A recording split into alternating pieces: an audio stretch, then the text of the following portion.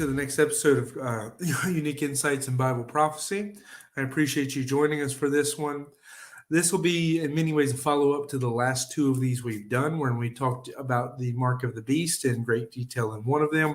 And then the other, we've talked about the kingdom of the Antichrist and some things dealing with that. Last time, we really talked about Israel and their part in prophecy and tribulation, which brought us to discussing some about the one world religion. And we also discussed that in the one about the mark of the beast. So there's been a lot lately dealing with the kingdom of the Antichrist and so forth. So a question that brought on is, what is the one world religion in the kingdom of the Antichrist? In end times, we've always heard that there's a one world currency, one world government, and a one world religion. So what is that one world religion?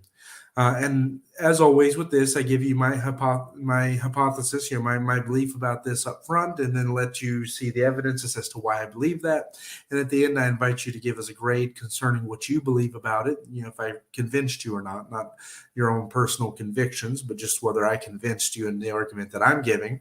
And so we'll talk about that as we get closer to the end of it. But let me start by giving my belief. My belief concerning the one world religion is that it's not going to be a religion that currently exists so much as it's going to be an amalgamation of all the religions, all the false religions having come before. As you go back throughout religions in the past, most of them have had a baked in ideology of that there's going to come some form of like a Messiah or a Savior. A lot of the traditions and things you see in religions today also have always existed. The idea of a queen of heaven or, the mother of heaven type mentality, like what you see with the Catholic Church, can be traced all the way back. I mean, even you see Jezebel and Baal worship had that involved in it. You can see a lot of things actually in Catholicism go back to Zoroastrianism. So you see these different religions and a lot of the ideas that are attached with them in the world run very deep in their roots back to old world religions. And so my belief about Mystery Babylon, about the great whore, let's say, it's talked about there in Revelation 17, is that the one world religion is not going to be so much a religion that exists today that's then incorporated into the kingdom of the Antichrist, so much as it is as a religion that's coming in to replace all others as the answer, as presenting itself as the final answer. Something you see quite common actually in false religions, that they always present themselves as the completion to whatever has come before, as the final answer, that everybody else was leading to this and we're the last prophet. I'm saying that my belief about it is that it'll be a religion that does that comes in and takes everybody else's and ties it up in a neat little bow and says, look, we're the actual final thing.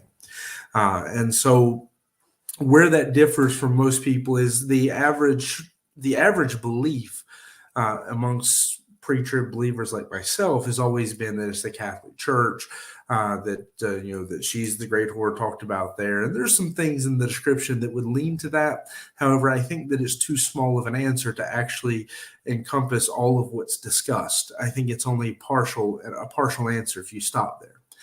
There are others who would say it's Islam because there's a lot of good evidence to support Islam. In fact, I'll be honest, I have more evidence for Islam than I do Catholicism. Others would point to the New World, to the New Age movement, and the fact that the New Age movement also has just as many points in its direction as well, especially as it takes kind of what I'm talking about, this idea of joining religions together under a banner of its own, presenting itself as the upgrade of each of those religions. So, a lot of people would take those kind of mentalities and say, this is it, this is it, this is it. Whereas in truth, you can consider my answer a little bit of a cop-out because I'm saying it's actually all of that. It's a religion that's going to take all of those things and marry them together under one banner with the Antichrist as their Lord. It's not going to be that it's one religion that then takes over everybody else. It'll be a religion that replaces all the others. That's where mine's a little bit different, and where I feel like most people miss the mark. You get a couple pieces of the puzzle, but you don't get the whole puzzle. It's when you settle on just one of those other religions, because I think there's more. There has to be more in order to fulfill everything that's talked about in prophecy. And you'll hear people, and I'll say this up front, you'll hear people who give really good messages, really good answers. One of the smartest preachers I know today, one of the best prophecy preachers I could ever point you to, I just listened to his message on this just to see what his beliefs were. And he went through a message as to why he believes it's the Roman Catholic Church. Now, everything he said was good. The problem was none of it was actually built out of prophecy from Revelation, or prophecy from end time, I should say, not Revelation, but prophecy from end time. It was just built out of things that you see throughout the Bible. And the issue was that in the end, it didn't answer all the questions that were left. It just left you with some answers, not enough to actually fill out what's there in prophecy. And you may feel the same way when I'm done. That's why I give you a chance to give me a grade in the end. And it gives me a chance to see where maybe I need to tighten up my arguments a little bit on some stuff. So if you'll bear with me, we'll get into our points. I try to give this in a basis of evidences. So we're going to start off in Revelation 17. Revelation 17, verse number 1 says, "And there came one of the seven angels, which had seven vials, and talked with me, saying unto me, Come hither, I will show unto thee the judgment of the great whore that sitteth upon many waters, with whom the kings of the earth have committed fornication, and the inhabitants of the earth have been made drunk with the wine of her fornication.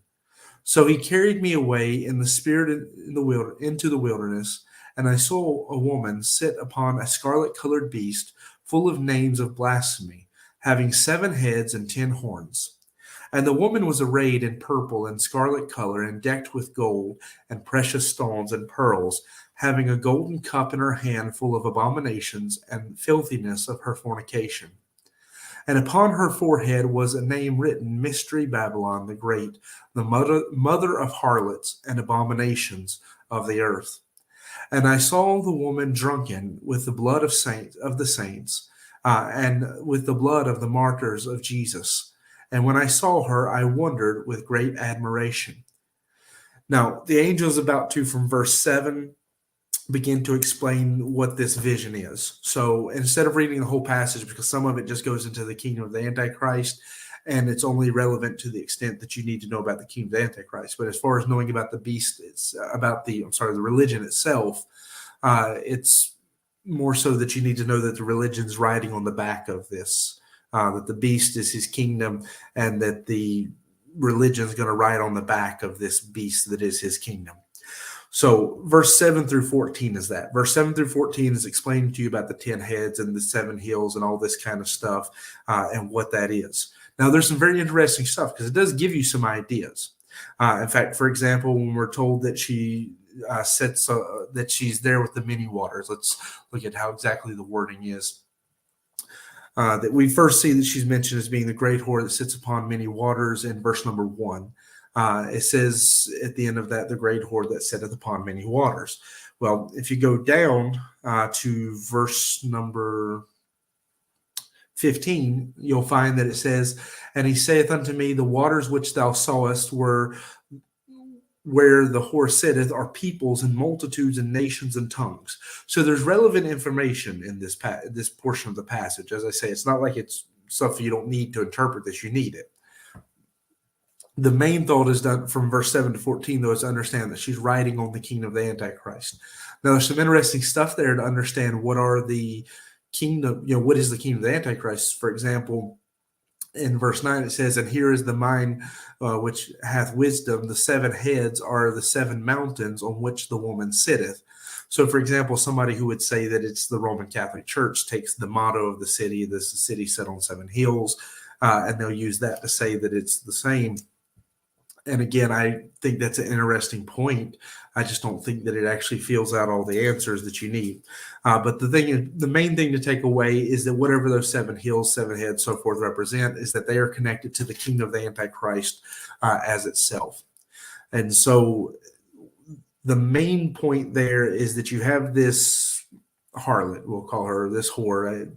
I understand it's not a comfortable word for everybody. So you have this false religion that is riding on the back of this great beast that is being described as, reaching these 7 hills, having so many kings, having all of this given to it. There's some really fascinating stuff about the kingdom of the Antichrist that we will get into in another day. That's another reason I'm not getting into 7 to 14 right now, because some stuff we need to talk about. Some of the things that I still myself am building some of my beliefs on are actually in that passage, because when you get into the was and is to come and so forth, that's some really interesting stuff there. So anyways, with that in mind, what you have is this great whore there upon many waters, meaning that she reaches out across nations and tongues and people, and so forth. So across all people, this religion is going to reach. That's why we call it a one world religion. It's going to be riding on the back of the government of the Antichrist. That's why you see it riding on the back of this beast, which then again from 7 to 14 is described as being the kingdom of the Antichrist. Now, with that in mind, then verse 2, we'll go back and reread that. It says, with whom the kings of the earth have committed fornication, and the inhabitants of the earth have been made drunk with the wine of her fornication.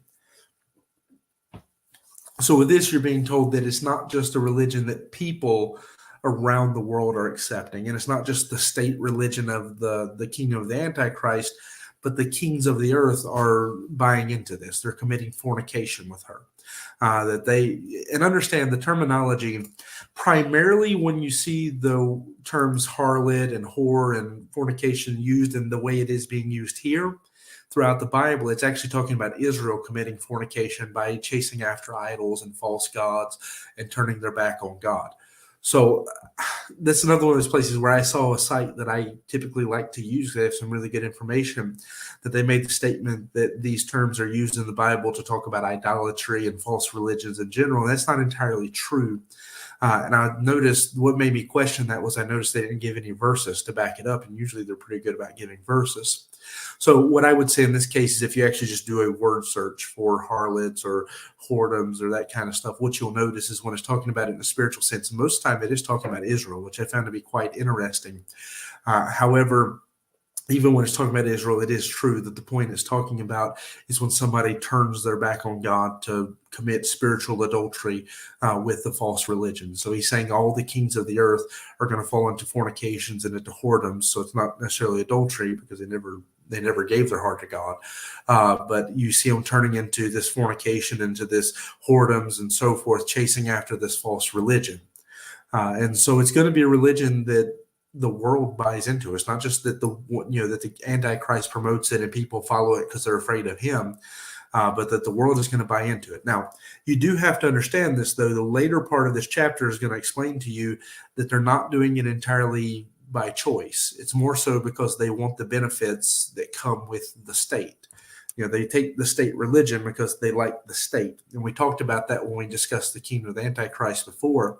But let me read verse 16 through 18 to show you what I'm talking about. It says, and the 10 horns which thou sawest upon the beast, these shall hate the whore, and shall make her desolate and naked, and shall eat her flesh, and burn her with fire. For God hath put in their hearts to fulfill his will, and to agree and give their kingdom unto the beast, unto the will of God, until the words of God shall be fulfilled. And the woman which thou sawest is the great city which reigneth over the kings of the earth. So you have this woman who we're being told is the great city, this Babylon that being talked about here in a spiritual sense and in the economical sense in the next chapter, chapter 18. And we're being told that the spiritual side of this, that the kings of the earth hate her. That these kings that have given their power over to the Antichrist and have chosen to follow him, they hate her.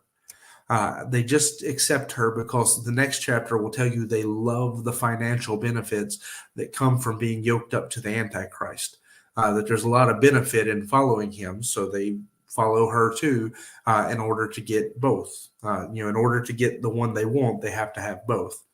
It's a relationship that works that way. It's like, if you want to be friends with somebody, sometimes you got to be friends with their spouse, even though the spouse may not be the one you like. It's just, that's the way life works sometimes. And that's kind of a relationship you see presented here, because you see the Babylon the Great has fallen is talking about the spiritual and the economical, that both of those are going to fall. And when the economical falls, they mourn. but they'll actually turn against the spiritual side and be part of the problem there, according to God's word, he says. Now, the other thing of note in this chapter, please bear with me because I'm recovering from tonsillitis yet again. I'm loosen my tie and all there to help with that a little bit. But if my voice is strained or anything, that's why. It's also Wednesday night. I've just finished preaching, so it probably doesn't help as far as timing of when to do this. But verse number 6 is the other verse of note that I would bring out here. It says, "And I saw the woman drunken with the blood of the saints and with the blood of the martyrs of Jesus. And when I saw her, I wondered with great admiration." So note here that she is drunken with the blood of the saints and with the blood of the martyrs. Later on, it'll mention in one of the verses, I think even one of the verses I just read, that she makes war with the saints. So you understand that this one world religion is a religion that is firmly built on persecuting, killing those who disagree with it. So again, this is one of those points that people usually use to say, "Oh, Catholic Church or old Islam." In truth, I think that those are just religions that are building on things that have always been around that false religions have done. In fact, I mean, the other day, giving the gospel to two Muslims, I'll leave their names out of it for their sake, but giving the gospel to them instead of actually attacking Islam. I told them the story of how the Mormon church started, and when they heard that story, it sounded so much like how Islam got started that they began to connect some dots and realize how they had been lied to, because these lies just keep coming over and over and over again. You see that it's quite common in false religion to use the same lies that somebody else has told. But that's not my point. My point I want to make, what you notice throughout this passage, is this idea that this religion is a state religion, common practice amongst false religions. Take over the government. It's not about reaching the people or reaching their hearts. It's about forcing people through the government. It is a religion that is very much bound to the government there. It is a religion that we see in verse 3 through 5. So he carried me away with the Spirit into the wilderness. I saw a woman sit upon a scarlet-colored beast full of names of blasphemy, having 7 heads and 10 horns. And the woman was arrayed in purple and scarlet and decked with gold and precious stones and pearls, having a golden cup in her hand, full of abominations and filthiness of her fornication. So I'm going to get to that abominations in a minute to show that most likely that's most commonly going to speak about idolatry and things that are done in the name of idolatry. Filthiness also very much could refer to that as well, and the fornication, as all of those terms are used to discuss that throughout the Old Testament especially. The royal coloring of her clothing and the gold and the precious stones really just go to show the fact that she is fornicating with kings. She is a government religion who's funded and very well financed. I mean, again, you go, and I don't believe it is just the Catholic Church transferred over, or Islam just transferred over. I believe it's a religion that's building upon a lot of the ideas that these guys have used. But if you look at those kind of religions or Mormons or any of those kind of things, you'll notice they always have the most expensive stuff you can imagine, because they milk the wealth away from whatever government they're attached to and away from the people. And I mean, you have castles of gold. I mean, just ever go to the Vatican and you won't believe the amount of wealth that's stored there. The same thing if you go to any of the mosques or anything in predominantly Muslim countries, you'll be blown away by the wealth and the extravagance of it all, because it's what you see in a state-funded religion typically. And then verse 5, it says, "And upon her forehead was a name written, Mystery, Babylon the Great, the mother of harlots and abominations of the earth." So here's what I take primarily about her out of this passage, is this name. We know Babylon the Great refers back to the fact that this is spiritual and economical Babylon are being used as terms to describe the king's Antichrist throughout the Bible. So that's not strange. That's something that's just there over and over. Mystery, that there's some more maybe could be read into that. A simple answer to that would really come down to the fact that it's something to be understood. God uses that even in terms of the church and in terms of Christ dying on the cross. A lot of things are called mystery throughout the Bible when it's something God wants us to search it out and understand it. However, in this case, there's probably a lot more to be leaned into with that. However, the name that really sticks out to me is the mother of harlots and abominations of the earth. And this is where I get the answer as to what this religion is from this passage. I have more other passages, but this is the one about the religion. So more than the fact that she reaches the world, more than the fact that she's a one world government funded religion, more than the fact that kings will bow down and commit fornication with her, is the fact that she's referred to as the mother of harlots and of abominations of the earth. So if we're taking that to mean the idea of idolatry and false religions and the things that are practiced in the name of those, which I'll give you the reason why I believe that's the case, then we're being told this is the mother of all those religions. This is the religion that's been in the background producing all of those religions all along. And here's why I believe that. Deuteronomy 29 and verse number 17. Deuteronomy 29, verse number 17 says, and this is just one of many, many verses I could have gave you to say what I'm about to say. And ye have seen their abominations and their idols, wood and stone, silver and gold, which were among them. So their idols and their idolatrous things, the things they're using to worship their idols, are being called abominations in this verse. Then note in Deuteronomy 20 and verse 18, Deuteronomy 20 and verse 18, it says that they teach you not to do after all their abominations which they have done unto their gods, so should ye sin against the Lord your God. So he's saying the things that they do in the name of their idols are abominations. So I do believe in this particular case when, as I said, we already know that the things done in the practice, there's a whole chapter talking about Israel learning to chase after the things of other nations and comparing Israel to being a harlot and even giving her the name of a harlot and so forth for that purpose. So we know that that's referred to as a form of idolatry, that it's referred to as playing the harlot. Over and over, he tells Israel they played the harlot because they chased after other gods.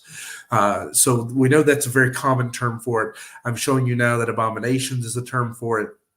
And we're being told that this religion is the mother of all of those things. So this is the religion where Zoroastrianism got it from. This is the religion where the ancient Greeks got it from. This is the religion where the Catholic Church, where the Mormon Church, where Islam, this is the religion where all of them got that from. It's not, and that's where it's not fair for me to have led by saying I believe it's an amalgamation of it so much as those things are the children of this one. Now, I say it that way because I thought it was easier for you to understand it, but in truth, it's more that those religions that you have looked at are just the offspring of this one. That this is the root that all of them are being produced from, and you haven't got to really see what this one looks like necessarily. So I'm not.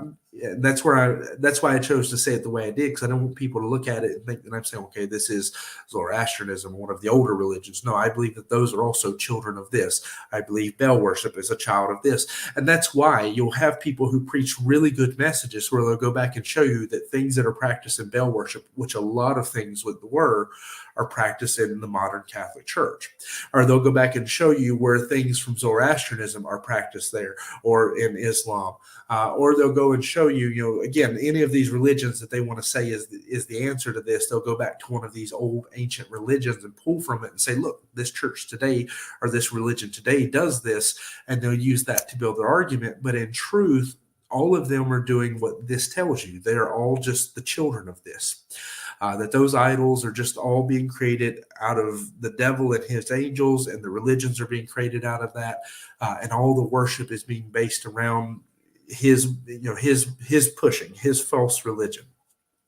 And in fact, I have a verse that really jumps out to me about that kind of ties it all up, as far as that idea, which is Zechariah 11 verses 16 and 17, because I do believe this seems to be speaking about the Antichrist. And I say that because the verses prior to this are speaking about Christ and how he'll be sold for 30 pieces of silver. And then you get these verses that talk about a shepherd coming who doesn't care about people. And so to me, that should seem to speak about the Antichrist, especially given the amount of prophecy in Zechariah. Zechariah 11 verse 16 says, for lo, I will raise up a shepherd in the land, which shall not visit those that be cut off, neither shall he seek the young one, nor heal that is broken, nor feed that standeth still, but he shall eat the flesh of the fat and tear their claws in pieces. Woe to the idol. And note, this is spelled IDOL, like as a false idol. The idol shepherd that leaveth the flock, that leaveth the flock. The sword shall be upon his arm and upon his right eye, and his arm shall be clean dried, and his right eye shall be utterly darkened. Now, that would seem, in my opinion, to speak about the Antichrist. If you disagree with me on that, that's fine.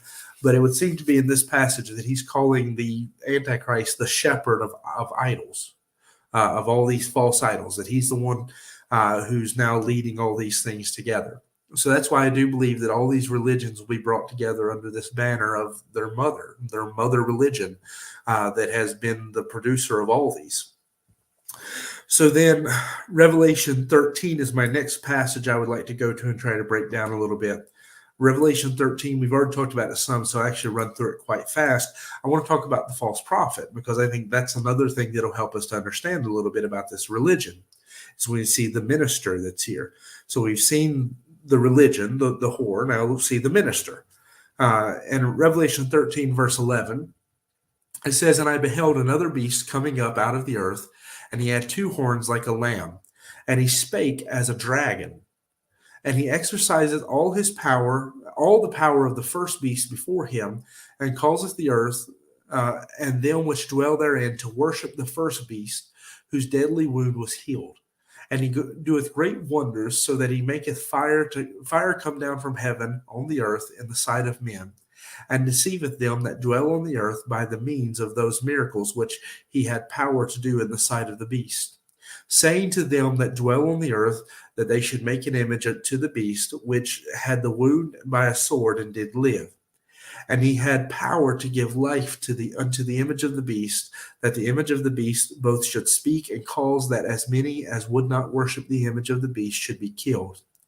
And he causeth all, both small and great, rich and poor, free and bond, to receive a mark in their right hand or in their foreheads, that no man might buy or sell, save he that had the mark or the name of the beast, or the number of his name.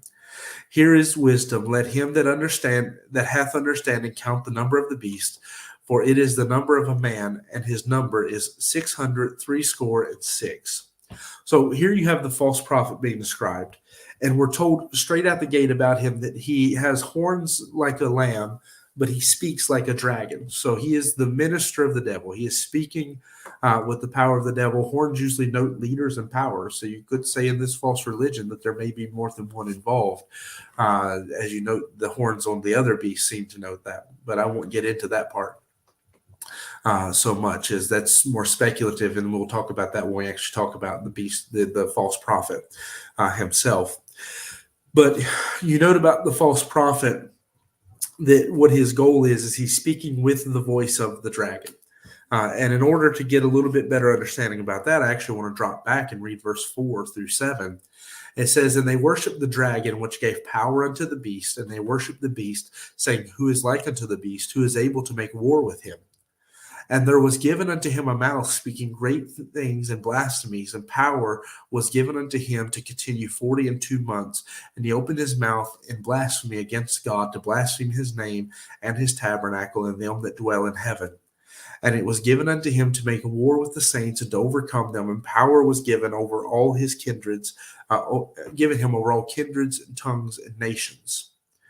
So you know, very similar that the false prophet, the Antichrist and the false prophet and their religion is being talked about here. Very similar terminology as what we're seeing in Revelation 17. Is also that religion will extend over the waters, which we're told are nations and tongues and kindreds and so forth. So you're seeing this religion being explained in both passages as extending out over all of this. The difference you're finding in this passage is there the emphasis was this religion riding on the back of the kingdom of the Antichrist. Here you're seeing it's actually being used to impose certain parts of the kingdom of the Antichrist. And you're also seeing what the focus of the religion is and what the power behind the religion is. Because we're being told the power is the dragon. And in this case, it's clear that the dragon is Satan. We actually even have verses in Revelation that tell us that. So you have Satan is this dragon that's giving the power to it, so that you have this unholy trinity. You know, you have Satan as the unholy father, you have the Antichrist as the unholy son, and you have the false prophet as the unholy spirit, the spirit of their religion that's promoting and preaching it to people. So you have with this religion that it's very clear the purpose and the goal of it is going to get people to worship the Antichrist, and by extension, through worshiping the Antichrist, to worship Satan himself, as he is the voice behind both of them, the power behind them both. It's very much a, as you've seen me, you've seen the Father kind of relationship of what Jesus has with the Father. The Antichrist is going to pull a similar thing with the devil, where he's going to point people straight to Satan. He is Adrian Rogers always called him Satan's Superman. That's a pretty good term for him. He's the, of all the people who've ever served Satan, this one is going to be full-hearted, giving himself over completely. And in fact, I believe that's why he's compared to Judas, whereas Judas, it says the devil entered into him. I believe this is someone who's going to free himself up to actually be truly possessed by the devil, and give himself over to be used. And the goal of the false prophet is to teach everyone to worship him. And again, by worshiping him, the Antichrist, by extension, everybody will worship the devil himself. So we're seeing this is very much a religion of Satanism, but I wouldn't even confuse that with the Satanism that's practiced today. This is going to be true and genuine Satanism, not any of the watered down stuff that you see, not any of the ideas and the fairy tales that have been mixed in by people. This is going to be Satan taking the things that he knows about God, calling them lies, and then twisting them to try to make them fit his own ideology to get people to worship him. He always knows he has to mix a little bit of truth. That's why he'll borrow from the Trinity. That's why he'll have his own his Antichrist. That's why he'll have his own things there, because the devil knows you have to mix a little bit of truth to make people believe the lie.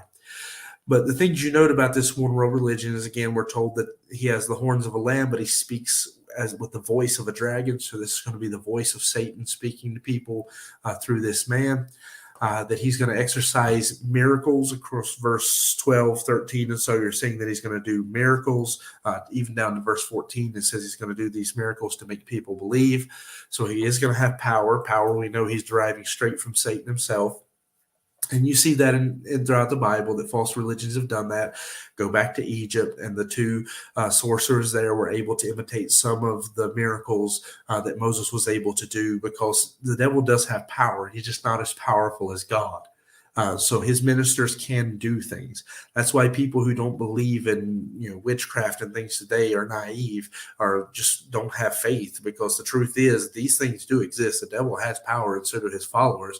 That's why you shouldn't play with them. That's why we shouldn't participate in things that play with them. That's why you need to be careful about how light you make of certain things, because the truth is evil does exist and the devil does have power, and it'll be seen very real during this time period.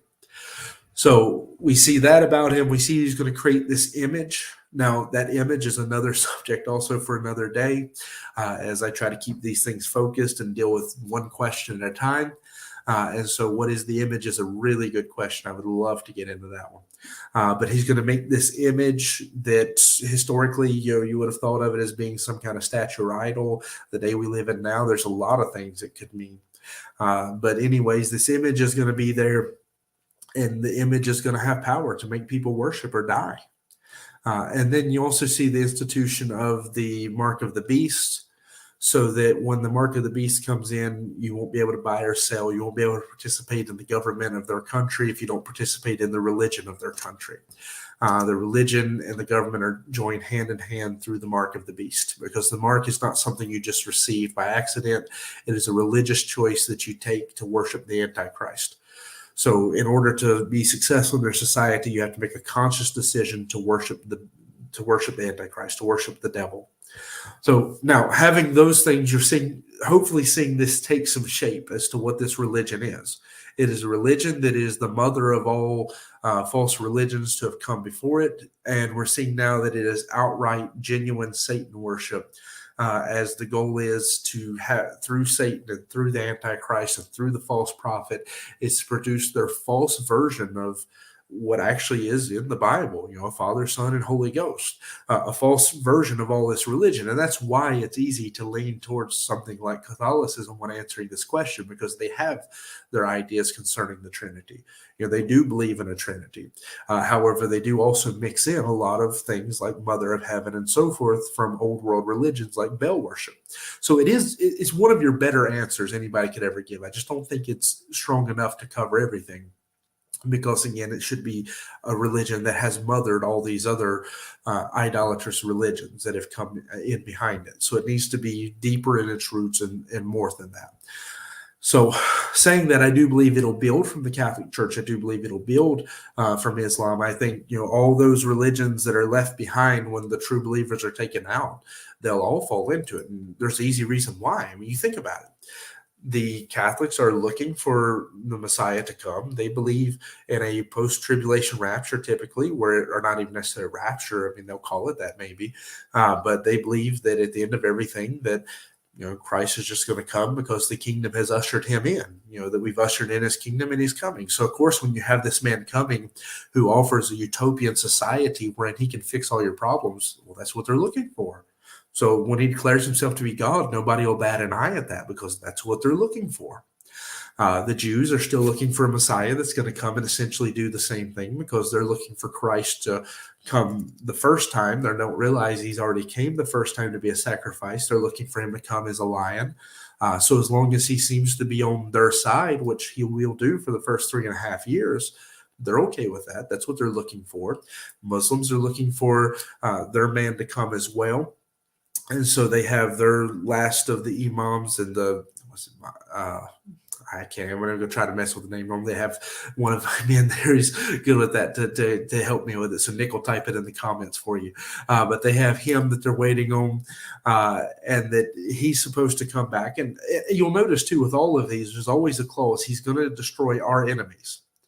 So with him, he's supposed to come back. And what's he going to do? He's going to destroy all their enemies.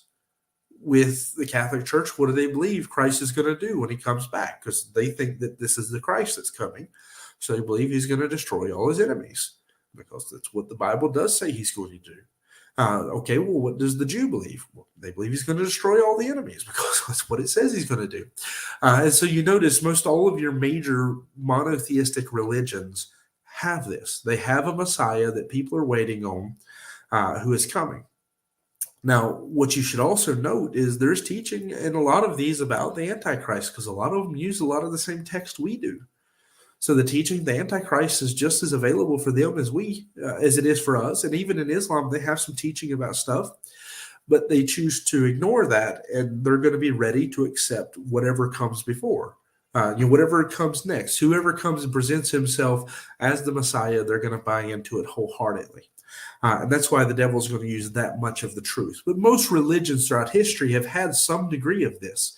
They've had some clause wherein, even your mythologies where it's a pantheon religion and there's multiple gods, even them, a lot of them had baked in this idea that one of their great heroes is going to show up and he's going to conquer all the bad guys and he's going to be king.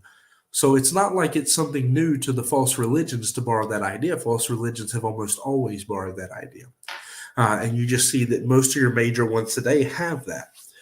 So pretty much any major religion you're looking at is, if the rapture happened tomorrow, they would think, okay, this man who's now calling himself the Messiah has done exactly what we said he was going to do. He's going to defeat, he's defeated all the bad guys. Now let's worship him. So anyways, there's your first passages. I want to also go through 2 Thessalonians chapter 2 as we get just the last couple hints before we make the final, here's our evidences. 2 Thessalonians chapter number 2, verse number 2, or I'll start verse number 3. It says, "Let no man deceive you by any means, for that day shall not come except there come a falling away first, and that man of sin be revealed, the son of perdition." So again, this idea here that he's telling them is you can know the rapture hasn't taken place yet, because if it had, then the Antichrist would also then immediately after have been revealed and you could see him. So if you don't see Antichrist, the rapture hasn't taken place, because he's the next step. He would immediately follow after. Then verse number 4, who opposeth and exalteth himself above all that is called God or that is worshipped, so that he as God sitteth in the temple of God, showing himself that he is God. So this son of perdition, which again is a title that ties him back to Judas and shows us that there should be some connection between the two. The connection seems to be that he'll open himself up to Satan, that he is going to oppose all that is a he's going to oppose all that is called God and set himself above all that is called God. And note that it's God with a capital G, so it is God. It's not lowercase gods, or that is worship, so that he as God sitteth in the temple. So here you're seeing he's actually going to be calling himself God. He's going to be presenting himself to people that he is the one true and living God, not another false God. He's not going to be Baal. He's not going to be some false God, but he's going to be presenting himself as Jehovah God, the God of the Bible, showing himself that he is God. He's going to sit in God's temple and he's going to declare himself to be God. And he's going to say whatever has come before. That Bible, it's a lie. Those preachers, they're liars. Whatever, anything that you could ever say to disagree with him, any churches, any preachers, whatever there is, he's going to declare them to be liars. He's going to declare himself to be God. In fact, at this point, when he does this, which I believe to be the halfway point, he will be standing against the two witnesses there in Jerusalem who've been preaching for the past 3.5 years. So he'll actually have opposition he's standing against at that point. And then he says in verse 8 through 10, and then shall that wicked be revealed, whom the Lord shall consume with the spirit of his mouth, and shall destroy with the brightness of his coming, even whose coming is after the working of Satan, with all powers and signs and lying wonders, and with all deceivableness of unrighteousness in them that perish, because they receive not the truth, they receive not the love of the truth, that they might be saved. And for this cause God shall send them strong delusion, that they should believe a lie. So you're seeing that the Antichrist at this point is going to be, as we've already said, working after the power of Satan with all powers and wonders and signs and lying. He's going to be turning people after himself, but he's not going to just be presenting himself as some other God. He's going to present himself as the one true and living God. As the God of the Bible, the God who the Jews have been waiting on, their Messiah, as the God of the Catholics who they've been waiting on, as the God, the one true and living God, not one of the gods of the polytheistic religions. That's one thing to note here. So if you were going to settle on one religion and disagree with me, it would have to be one of the religions that claim to worship the God, not just one of many gods. Because he is, in this verse, clearly presenting himself as the true God, as the God of the Bible, or else they wouldn't capitalize the G here. That's something of note, and it's going to be of note in a minute when we go actually back to Daniel. Daniel chapter number 11. So that's my last passage we'll go to. Daniel chapter number 11, verse 36 through 39. And understand that this is another one of those cases of God taking a real person, in the case like we saw with Judas Iscariot, who has lived and breathed, and then taking the Antichrist, who is also a real person, but has not yet lived, and taking examples from them and connecting the two so we can learn a lesson about who the Antichrist is. Daniel 11 is talking about an actual king who has existed in the past and who went and did things there sometime not so long after the time of Christ. He went into Jerusalem and he made abominations there in the temple, sacrificed a pig on the altar, all this kind of stuff. He's taking examples of this man. And then at a certain point, you see that he's clearly talking about Antichrist and not that man, because that man didn't go quite this far. And there's some prophecy that hasn't been fulfilled yet. So he starts with that man as his example, but then goes into the Antichrist from him. So verse 36, we see we're learning about who the Antichrist is and what he'll do with the example of the man who came before. It says, and as the king shall do according to his will, and he shall exalt himself and magnify himself above every god, and shall speak marvelous things against the God of gods, and shall prosper till indignation be accomplished. For that is determined shall be done. Neither shall he regard the God of his fathers, nor the desire of women, nor regard any god. Now note, this with a lowercase g right there. For he shall magnify himself above all, But in his estate he shall honor the God with a capital G of forces, and a God whom his fathers knew not shall he honor with gold and silver, and with precious stones and pleasant things. Now, note in that verse, and I'll come back to it because that's my main verse I want to look at, but I'll also put verse 39 because it's relevant. It says, "Thus shall he do in the most strongholds with a strange God, whom he shall acknowledge and increase with glory, and he shall cause them to rule over many, and shall divide the land for gain." Now, going back to verse 38, though, note that he says, "But in his estate he shall honor the God with a capital G of forces, and a God with a lowercase g, whom his fathers knew not, shall he honor with gold and silver, and with precious stones and pleasant things." So I want you to note here that there's something you have to look at in this verse to understand this. God would never call any false God God with a capital G. Nowhere in your Bible is a false God going to be called God with a capital G. So when he says he shall honor God, the God of forces, at first it should make you draw back. You'd be like, wait a minute, is he going to honor God, but he's calling him with a strange title? But then you note that it's explained by the colon and then what follows, and a God whom his fathers knew not, with a lowercase g, that he's not calling this person a real God. It's still a false God like all the other gods of a lowercase g. God of forces is a name or title being given to this God that's worthy of capitalization. So that's why you see it being presented this way, that this is being given to you as a title for the false God, that he is a God of forces. Or at least that's, to me, the most logical answer as to why that would be done. If somebody has a better answer, I'd be glad to hear it. But God would never call a false God God with a capital G. So in order for it to be with capitalized letter, it has to be that this is a title for him. And especially since the later half of that verse explains that he is just a lowercase g God, a false God. So coming to that, I also want to note that when the devil is called the prince of the powers of the air, or when he's called the God of this world, for example, in 2 Corinthians 4:4, in those passages, it's lowercase g. God doesn't just normally give that as a title away. In this case, it's meant to be something special. And I think part of that is to go back to the idea of what we see in 2 Thessalonians, that he's going to call himself God. He's going to call himself the God of the Bible, with a capital G. And that's why he's giving the title to himself as the God of forces. Now, putting all of that together, then we have to come to our evidences.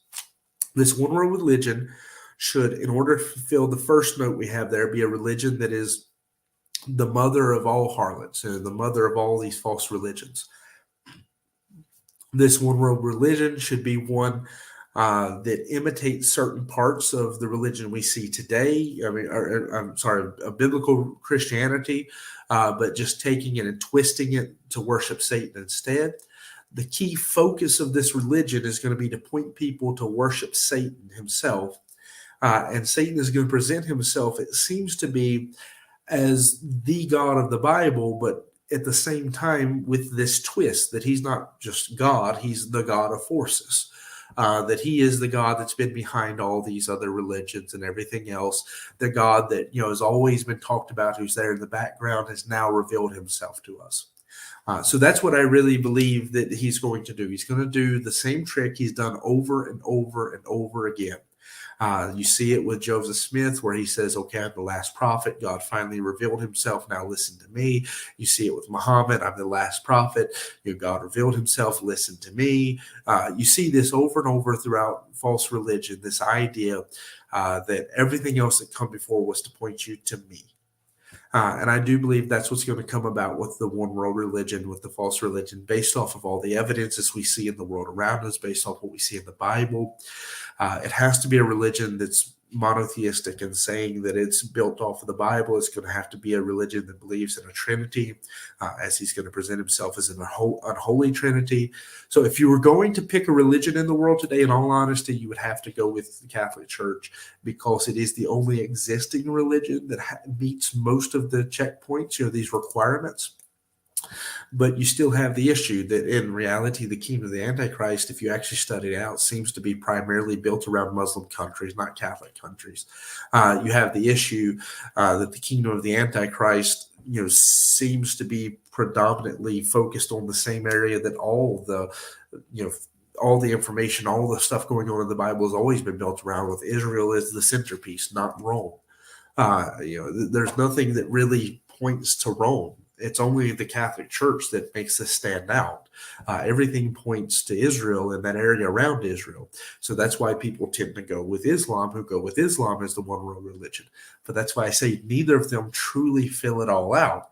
Now, why people go with the idea of like the New Age movement is because of this idea of the God of forces and this idea of being the religion that everybody has always worshiped. This is the God you were always praying to. You just didn't know it because it's very much at the heart of that religion.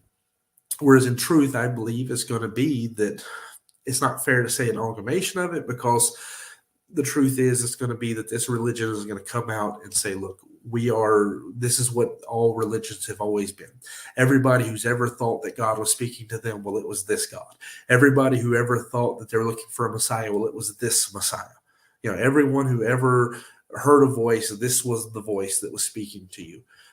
It's going to be going back to that. And the devil's going to be pulling out all the string, everything he's ever pulled, every trick before, he's going to throw them out there, all the miracles, all the signs, all the wonders, whatever he's done in the past, the idols and all these kind of things that he's done, he's going to pull it all out to make people bow down and worship him.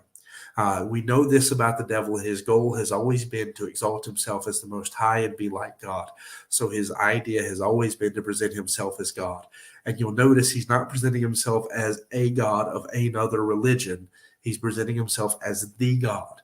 The only caveat is he's calling himself the God of forces, not just, God. But he's presenting himself as God, that he's the God who's been behind all the other idols and abominations and everything that men have been following after. He's the one who's behind it all. He's been the voice that's been calling out from the darkness throughout all of history. That's his little lie. Or it's not really even a lie, to be honest, but that's his little thing that he's going to do to get everybody to fall in line, and for Islam and Catholicism and even Judaism at the time and all these religions to bind together and be like, okay, yes, we believe you. That's what he's going to do. He's going to come in and show them that he's actually been the one behind the curtain all along. He's been the one who's been pulling the strings and binding all these religions and building them, and that he's been the power behind them from the beginning. That's what the devil's big final reveal, his big trick is going to be during his kingdom that would make men worship him. So now I've given you my big spiel. Let me have the evidences listed for you again so that you can see what you think. Evidences. The religion is said to be the mother of all other false religions, which means it must predate all modern religions. The religion is primarily focused on the worship of Satan, as it will act as part of the kingdom of the Antichrist. The religion will be an imitation of Bible Christianity, while borrowing from false religions that came before it. The religion will present Satan as the one true God, and the Antichrist as the Messiah of all other religions.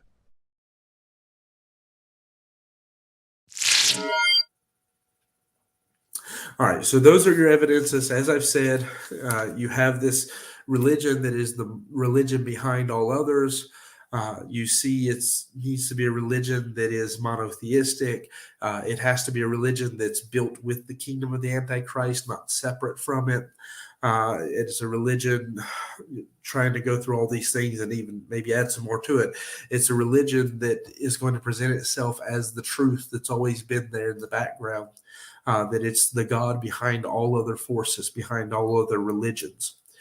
So as you're taking these evidences, these points that have been read to you, the things that I may be adding to it, and anything else I've said, I challenge you at this point to give me your grade. Do you agree that this is not necessarily a pre-existing religion so much as a newfound Satan worship, wherein the devil's presenting himself as God?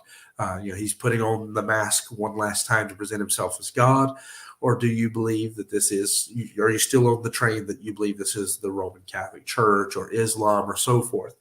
Now, again, if you believe they're just one cog in the machine, then you're on my side of this. If you think that it's just their religion and everybody else is going to join them, you're not on my side. I just want to clarify that. If you think it's one cog in the machine, you don't have to get mad and disagree with me today, because that's what I'm presenting to you.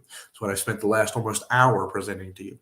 But if you believe that they're the religion, that it's the Catholic Church and everybody else is just going to bow down and surrender to them, then no, we're not on the same page. I understand why you believe what you believe, but we're not on the same page. I don't believe that's enough. I believe the Roman Catholics will join this religion just like the Muslims, just like the Jews, just like everybody else will. That this religion will be a new religion presenting itself as the answer that has always been there in the shadows. Now, if I convinced you, then here's the grading scale. If I convinced you, you believe this was this is right, you agree with it, then you leave us in the comments the grade sound doctrine.